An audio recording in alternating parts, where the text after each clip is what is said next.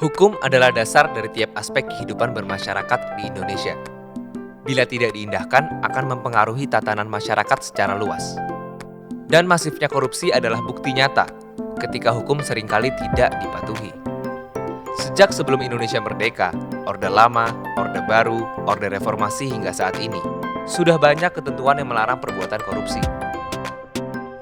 Meskipun sudah banyak ketentuan yang melarang dan mengatur sanksi tindak pidana korupsi, tapi kenyataannya hingga saat ini korupsi masih banyak terjadi. Pertanyaan besarnya adalah, mengapa kita masih sering kali melanggar ketentuan itu?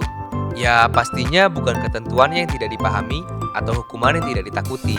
Masalahnya, penegakan hukum tidak dapat berjalan baik tanpa diimbangi kesadaran hukum dari masyarakat dan aparat.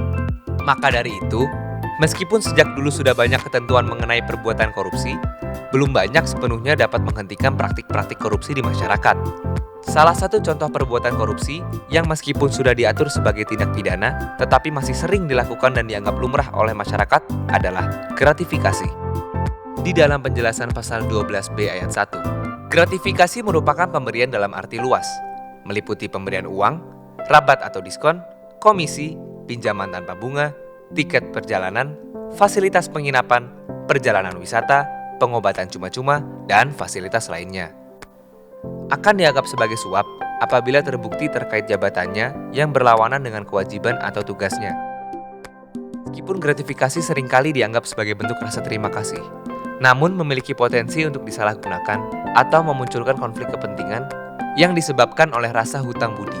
Sehingga harus dipahami bahwa ketentuan tentang gratifikasi bukan bertujuan menghambat kebiasaan baik untuk saling menghargai. Penegakan hukum merupakan tanggung jawab setiap elemen masyarakat. Mari menjadi bagian dari masyarakat sadar hukum yang memahami dan menaati ketentuan hukum yang berlaku.